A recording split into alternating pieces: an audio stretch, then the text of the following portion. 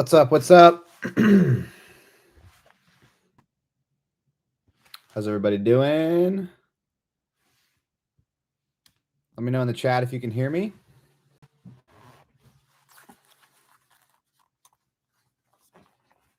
How we doing? As promised.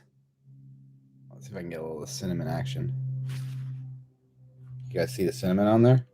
Look at that. Beautiful. Eggnog and brandy. A Christmas classic.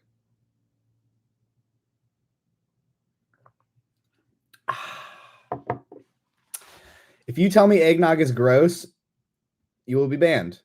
We are banning Just Tales. He says gross. Banned. We'll put you in timeout. Not allowed. Not allowed.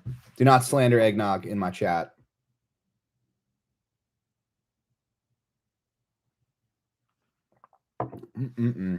Delectable. Eggnog and brandy. That's the combo. Christian Brothers brandy. Shout out to them. It's like $7 a bottle at Ralph's. Christian Brothers. Anyone associated with them? If you're watching, sponsor me. I drink your brandy every Christmas. I need a haircut, bro. All right. What's everybody drinking?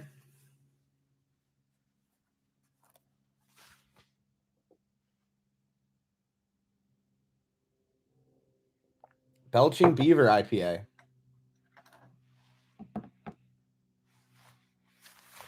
Ernest says, hey, Poppin', waiting for your chat. First time listening live. Well, welcome. Welcome to the live broadcast here. As you can see, the production quality is through the roof.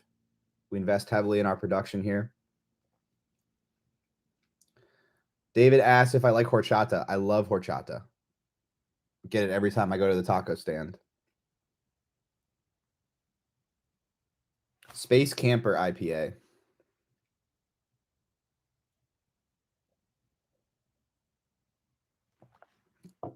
So I've been testing out the slow mode for the chat.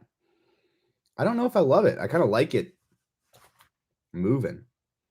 But I guess this allows me to see more of the comments coming in.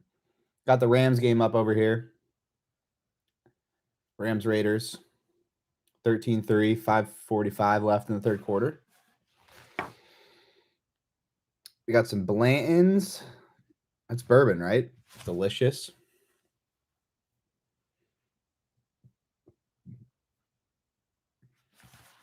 UCBC peanut butter Srenzel stout?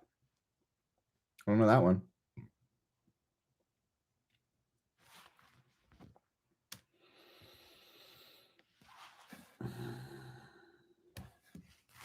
All right, we got the link tweeted out. Let some people trickle in here. Keep it pretty tight tonight. We got Ace's Pineapple Cider. Probably go about 20 minutes. Just take some questions.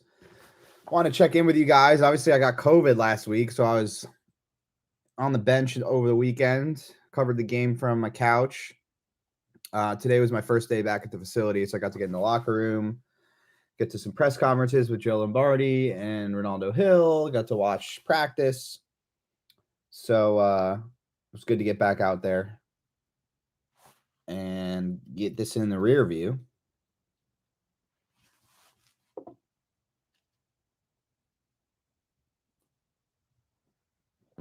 All right. Giving everyone a minute to join. Let's start going with some questions here.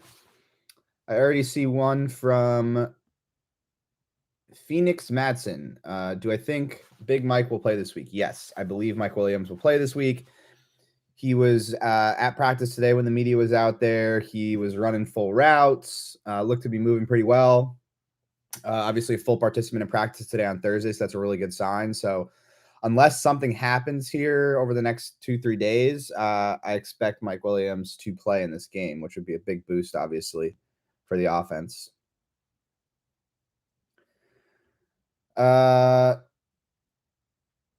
So Maximilian asks, are Staley Lombardi's job and nature if they miss the playoffs? I've talked about this on previous streams. I'm not going to get into hypotheticals about job security. The reality is Chargers ownership, they're going to let this season play out. They're going to see what happens over these final 5 games, and they're going to make a decision at that point. So we really have to see what happens over these final 5 games. If the offense plays well and things come together on defense and they win a couple games that maybe people didn't expect them to, and they get into the playoffs, that's obviously a much different story than if they lose 5 in a row. So it's all contingent about what happens here down the stretch. And I don't think there's much value in getting into hypotheticals just yet. I mean, we'll have plenty of time in the offseason. Once we get an idea of, how these final 5 games go, we'll have a much better idea of where everything stands.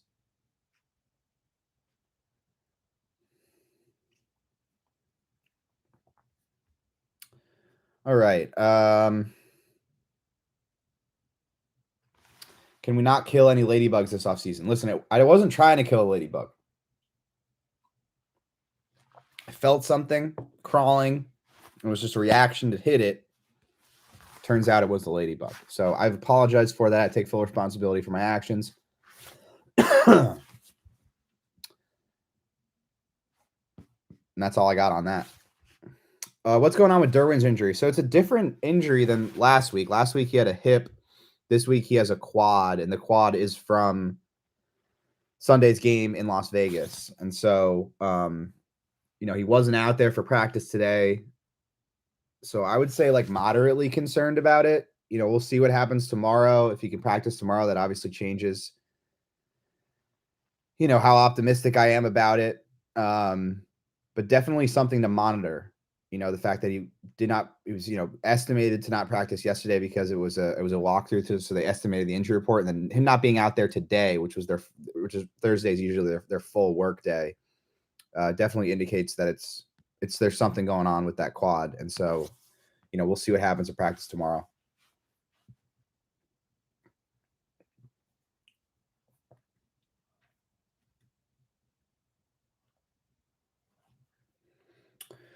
Trey Pipkins, he was on the field working out, but did not practice. So right now I would lean towards him not playing, and that would mean Foster Sorrell is going to start again. Again, we'll see tomorrow, get a really good idea of sort of who's playing, depending on who's practicing, who's in there for the red zone period during the portion of practice that's open to the media. But I would say leaning towards no on Trey Pipkins.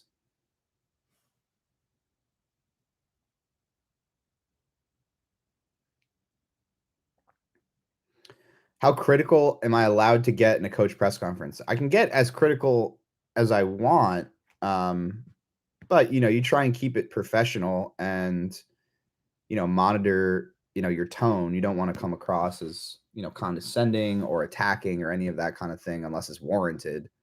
And so I think in the midst of this season, there's more value in asking questions that I feel like can actually produce information that I can use to then explain what's happening on the field. And I'll add that the Chargers, despite all these injuries, they're in the mix. They're not 2-7 to start the season like the Chargers were in 2020, or 4-8 to start the season like the Chargers were in 2019. Like, those are different situations. When you're losing a lot of football games and you're out of the playoffs come December 1st, that's a different situation to deal with than 6-6 and in the hunt, or last year 7-5, 8-5, and very much in the hunt. So, but to answer your question, I can get as critical as I want, but I'm not going to do that unless I think it's appropriate and warranted.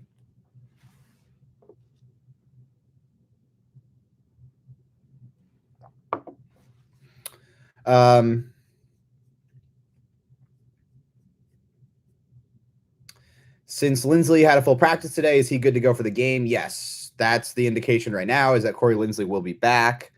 We'll see what happens tomorrow. If he has another full practice tomorrow, then he's good. You always have to be, prepared for a potential setback. Everyone heals from brain injuries differently. And so, there's no clear timeline on a concussion. depending on the severity of the concussion, depending on how the person reacts to it, all that stuff matters. The fact that he was limited yesterday, full today, means he's progressing in the right direction. And if he gets another full practice in tomorrow, he should be completely cleared for the game. Pop, are we getting steamrolled Sunday night, or is this going to be one of those wins we somehow miraculously pull off? I think it's going to be closer than people expect. I mean, the Chargers get up for these primetime games. Like, I really don't see them getting blown out in primetime. You know, as much as Brandon Staley gets some warranted criticism for how his defenses have played over the last 2 years, like his defenses have shown up with really, really sound game plans in these big games on primetime. You can go to the Niners game, even the last Chiefs game.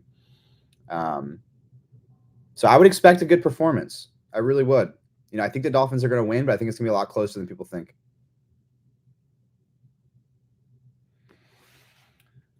Pop, why have Herbert straight drop back 50-plus times when running at Tillery was working? Why is Lombardi struggling to find an identity? I don't know if running the ball was really working at any point.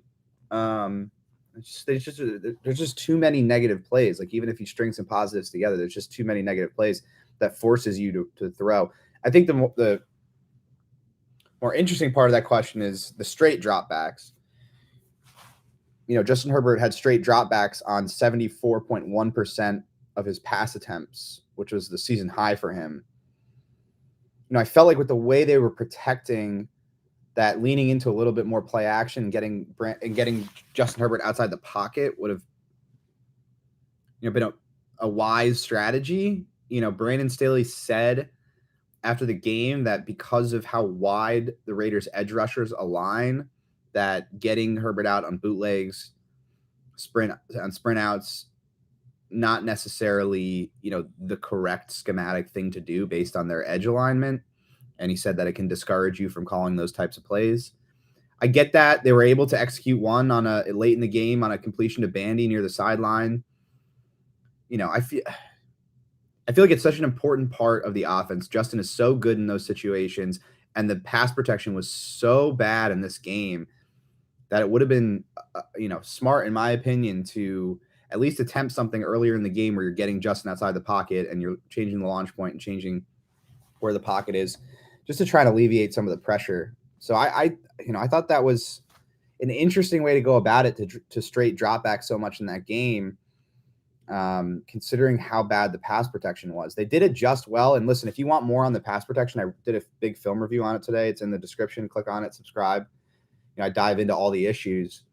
You know, they did adjust. Like Brandon said after the game, that they adjusted to and felt like they protected a little bit better in the second half. I don't know. It got a little bit better. It wasn't like, you know, a monumental shift, but they did adjust. They started getting into a lot more max protection sets where they had, you know, 2 chippers on each side, where they had 8 men in protection. They were doing some max protection off of play action, and they had some more success in that area. I feel like they should have gotten to it earlier. I think going into the game, you kind of want to see how the Raiders are attacking you and see how your tackles are holding up. But it was clear early on that Jamari Salyer was going to have a really tough time with Chandler Jones. They were targeting their help to the right side with Foster Sorrell, but they weren't doing a ton of max protection stuff, and that's why you saw these protection breakdowns. You know, the Raiders were really able to take advantage on some blitz looks, on some simulated pressure looks to create one-on-ones on the outside, and even on the interior. I don't think Matt Filer played particularly well. And so, you know, maybe that changes this week. Now they have a really good sense of, okay, these are 2 huge liabilities at tackle, and we're going to have, with Bradley Chubb and Jalen Phillips, we're going to have to get to our max protect stuff very early on.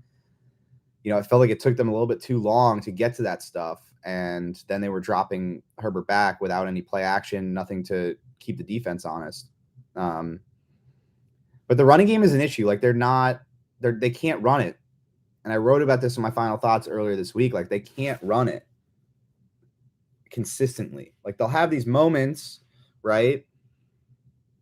But the issue with running is it takes one bad play, and then all of a sudden you're in a second and long, you know? Whereas, you know, first down, you get something at a quick game, give yourself 4 or 5 yards. You know, that's really what you're looking at. And so, like, they've had a bunch of these drives just get derailed because they have a 2-yard loss on a run. You know, it's not something they can rely on right now. But the reality is, if a defense is not respecting your run game, then those pass rushers are going to pin their ears back and get after the quarterback without really any repercussions. Typically you would use the run game as a way to keep those defensive linemen on it, so they're not coming off the ball and going straight at the quarterback because they have to respect the fact that it could be a handoff. No defenses are worried about that right now. So they're dialing up blitzes. When they're rushing forward, the pass rushers are getting off the ball, and no one's worried about the Chargers running game. So, it comes down to blocking better. Like, I don't think there's like some, deeper explanation than that. Like, the guys up front have to win. They gotta block people. They gotta create holes. And it's not happening consistently enough right now, and it's having a huge effect on the offense. So thanks for that question, Eddie. That was a good one. Got into a few things that I wanted to talk about. How will the defense look without Derwin on the field? It won't be as good, I would be curious to see what they do because Derwin plays all of these different positions. So, if Derwin's out, what does that mean for dime packages? What does that mean for their blitz packages? Does someone take the Derwin role, or does that significantly limit what you can do defensively? And that's one issue with building a whole defensive scheme around one player like that is you lose him, and then what happens? Because you don't have anyone else on that roster that can do everything that Derwin does. Frankly, there's no one in the league that can do everything that Derwin does. So, I think that if Derwin doesn't play, that everything has to be simplified, in terms of the personnel packages, in terms of some of the blitz looks. Like, a lot of that stuff gets taken out of the playbook because you don't have Derwin. You don't have the queen on the chessboard. So, he's an essential piece to the defense. And if he's not there, it's going to look a lot different. So we'll see. We'll see if he can get back on the practice field tomorrow.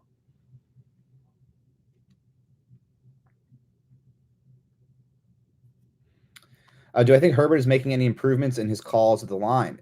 I do, and I wrote about it in my Friday notebook. So go check that out. I did a whole note on, his improvements at the line, his improvements in audibling, all that kind of stuff. So if you want more intel on that, go check out my Friday notebook from last week. There's a video floating around of Keenan not getting separation. Is he rusty? Not 100%. Yeah, I watched the film. I don't think it was Keenan's best game. He doesn't look 100% to me. He had a very significant hamstring injury. So, I'm not overly surprised that the burst isn't there. There are some opportunities for him to win one-on-one in man coverage, and he didn't.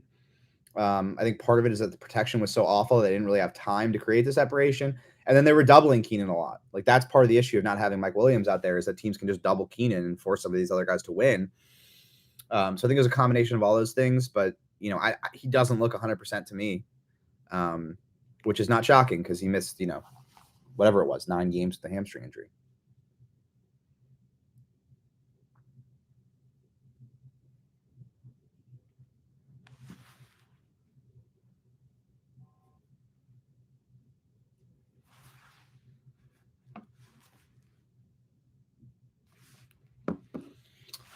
Okay. Drums or flats? I am flats guy.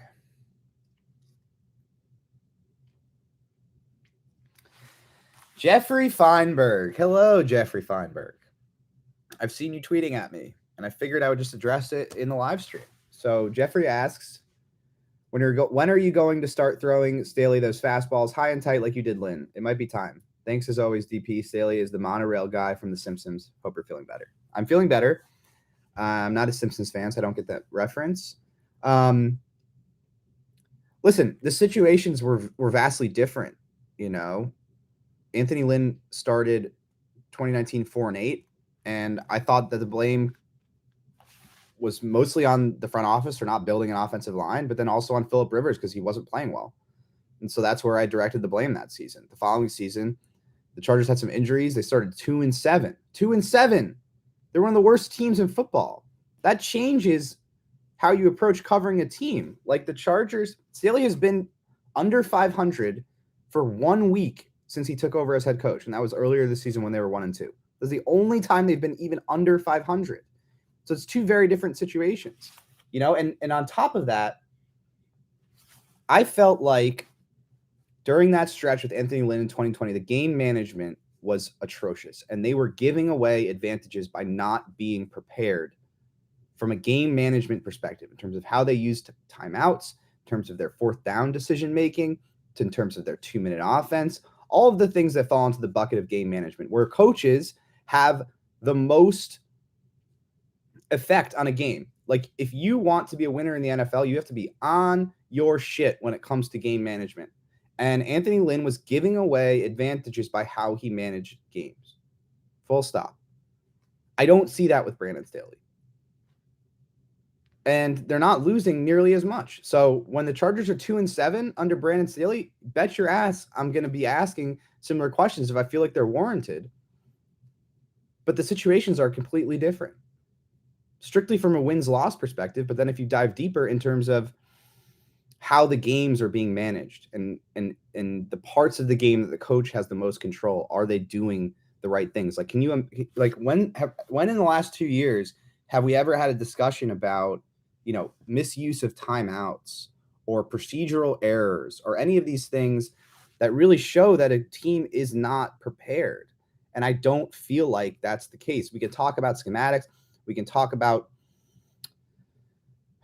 different breakdowns defensively and offensively. Sure, those things happen, right? And I've certainly given my share of criticism this season when it comes to those certain things, but I just feel like the two situations are remarkably different and frankly like two ends of the spectrum. So I hope that answers your question, Jeffrey.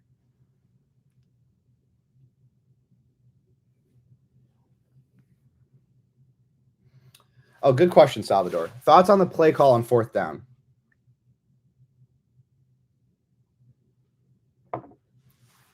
So I literally asked Lombardi about this specifically today, this play. We're talking about the 4th and 12. Oh, wait, Salvador, can you tell me, are you talking about the 4th and 12 touchdown to Keenan, or are you talking about the 4th and 9 incompletion to DeAndre Carter? I'll talk about both of them, but just which one are you talking about so I can start there? 4th and 9, got it. Okay. So basically what happened on that play is you had two routes on the inside with Josh Palmer and Keenan Allen, and those were the primary reads on the play. The Raiders decided to double both of those inside receivers, Keenan Allen and Josh Palmer. And so that Justin went through his read, looked to Keenan, obviously, who's the number one on every read pretty much. Not every read, but most of them as the number one receiver. He looks to Palmer. They're both double covered. So then he's trying to find the one-on-one matchup. And so the next progression in the read was to look to the outside, and that's where the one-on-one matchup was. And it was a great throw. I mean, it was a freaking great throw. Like, Justin dropped that thing into a bucket, and DeAndre Carter could not come up with the catch. It was an unfortunate situation. Justin made the correct read. They had designs on the inside to go to their top two receivers, Keenan Allen, Josh Palmer. They were both covered. And so Justin made the right read and the right decision by attacking the one-on-one matchup on the outside. And when you have DeAndre Carter there and Mike Williams, that's going to look different. So I had no problem with that play call. I would like to talk about the 4th and 12 play call that when Justin Herbert hit Keenan Allen on that ridiculous off-script play for the touchdown that pulled the Chargers within 7. And so, I watched the film back and I was just like, I was floored.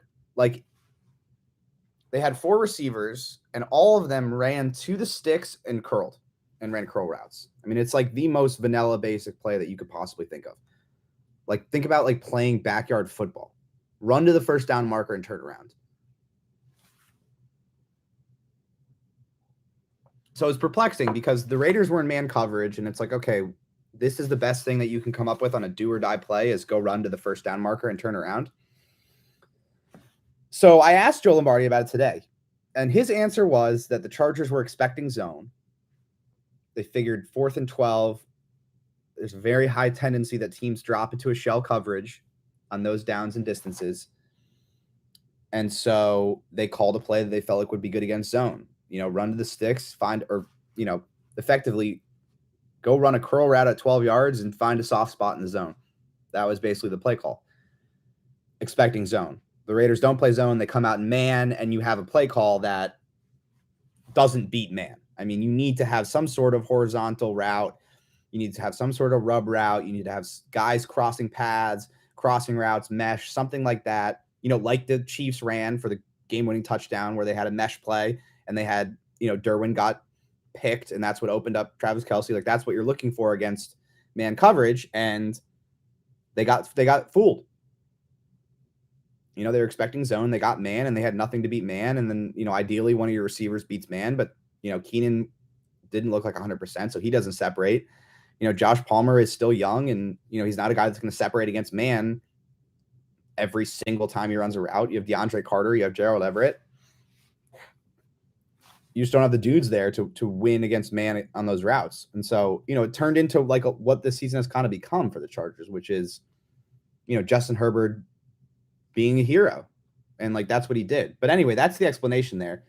They were expecting zone and they got man, and that's why they ran that play. So.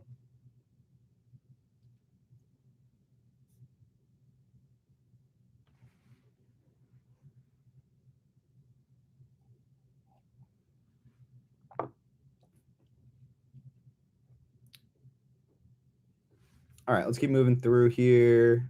Sorry. Now that we're into it, I kind of like the slow chat. I can get to more of these questions. I know a lot of you guys hate on me because I just, like you say, I ignore questions. I think it's just moving. It's just moving too fast. Damn. So Raiders are going to win this one. Move to 6-7. Chargers lose to the Dolphins. They'll be tied.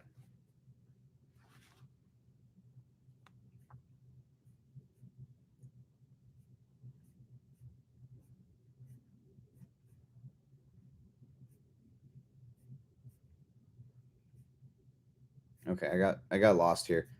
Hey guys, if I haven't answered your question, throw in your question again. Because I'm lost. I can't find where I was. So just throw your questions back in if I haven't answered them yet. Herbert batted balls. I mean, he leads the league over the last 3 years in batted balls. Frankly, I don't have a good explanation for you. What I will say is, like, the other guys in the top 3 are Joe Burrow and Josh Allen. So it's not like batted balls equal bad quarterback.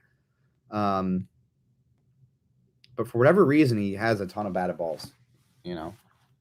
I'll probably ask him about it tomorrow. I don't know. Like, we've asked Staley, and like he's kind of shrugged it off. So I can't give you a good explanation.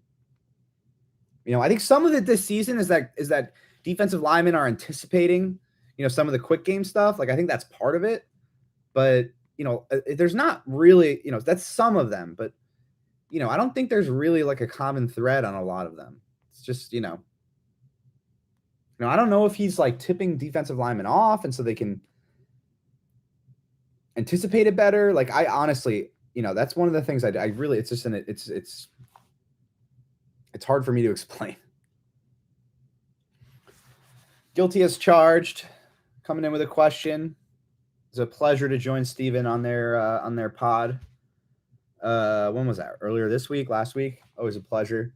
How do you think this team evaluates Trey Pipkins in the offseason given his injury struggles? I think they'd evaluate him like I would evaluate him, which is that when he's healthy, he's a legitimate starting tackle in the league. I think anyone that's watched the film could come to that conclusion.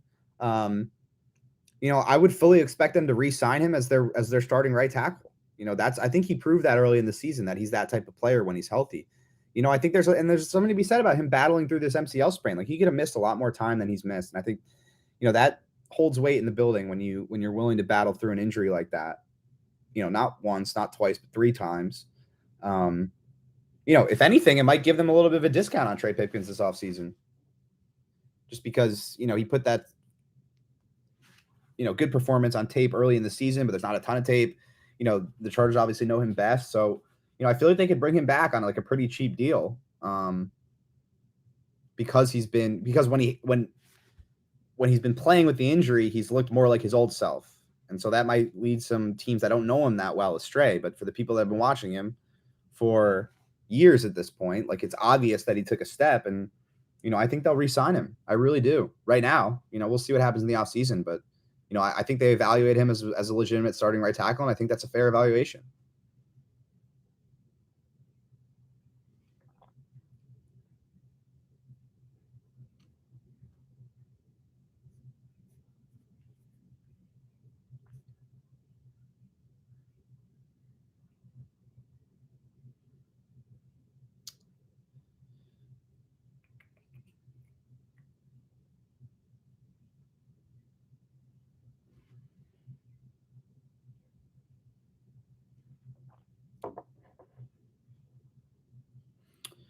What's the status for Callahan and Joseph Day? So Callahan was out at practice and left and went. He wasn't participating, but he went inside when practice started. That's not a good sign. And then Sebastian Joseph Day was in street clothes in the locker room. So I would say highly unlikely that Joseph Day plays, and I would lean towards no on Callahan.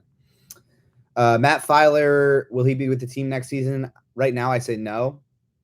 I think you've seen some really positive play at times from Jamari Salyer, and I think that like a move inside would actually do him well, because where he has issues in pass protection one-on-one is when he has to face really athletic guys and has to move his feet. Like that was the issue coming out. That's why he fell to the 6th round. Partly that's why he wasn't projected as a tackle in the NFL. He's not an elite athlete, and he's not an elite mover. He's probably a below average mover. And so, I think a move inside would be ideal for him, because his best attribute is his strength. He's extremely stout, So I think an O-line of like Rashawn Slater, Jamari Salyer at left guard, Corey, Zion, and Trey Pipkins is a quality group. You just have to stay healthy.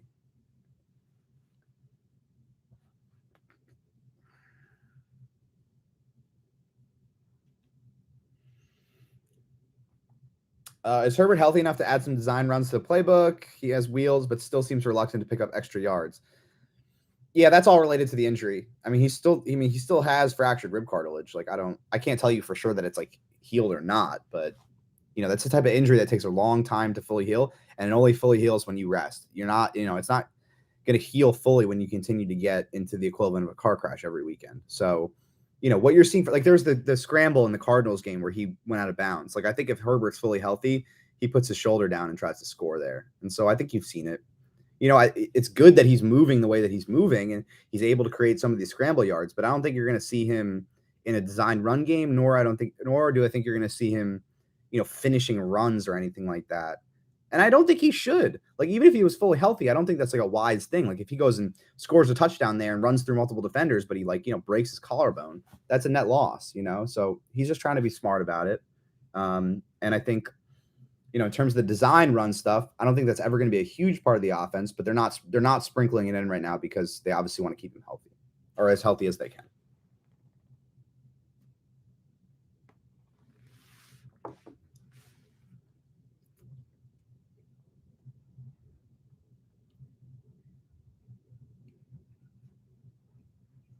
Why don't they do more max protection? I think they will in this game. I think they should do it from the jump. I don't think they should wait.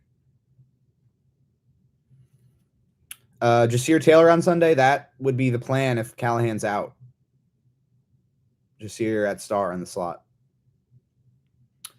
Will Parham play this week? I didn't see him at practice. I might have missed it. Wednesday we didn't have media viewing. And today I was watching Mike Williams, so I didn't get a look to see if Donald Parham was back. That's actually something I can check right now. Let me check for you guys. Because they would have to make a transaction there in terms of activating him. They would have to designate him for return, which would officially start his 21-day window. So basically how it works is you're on IR. You designate a player to return off IR, and then that day they return to practice. They then have the team then has 21 days to activate that player. If they don't activate that player, then he remains on IR for the rest of the season.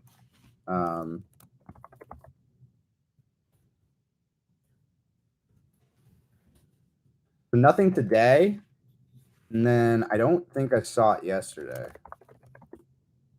Okay. He was designated for return yesterday, so chance he plays this week.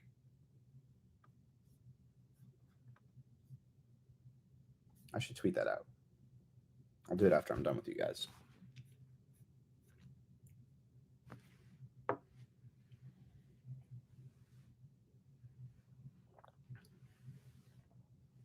Damn, freaking eggnog, man. So good. So good. Eggnog, brandy, cinnamon. Just gets me going. Woo! I just woke Frank up. I'm sorry. That was too loud. Go back to sleepies.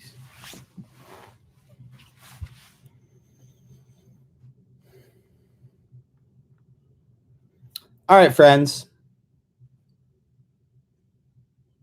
think we're going to end it there.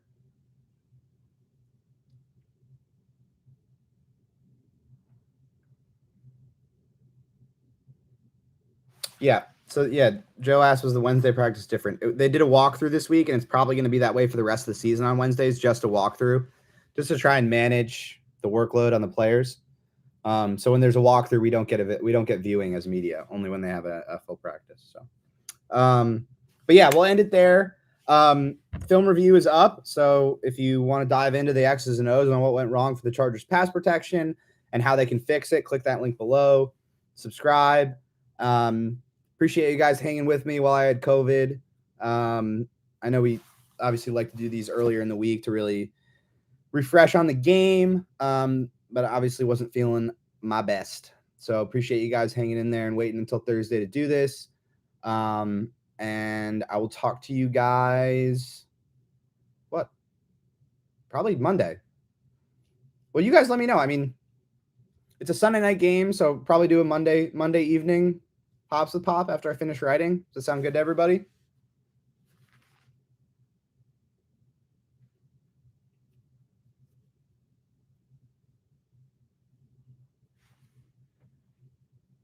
Monday works. All right. All right, everybody. I'll talk to you guys then. Love you all. Appreciate you. Have some eggnog. Peace out.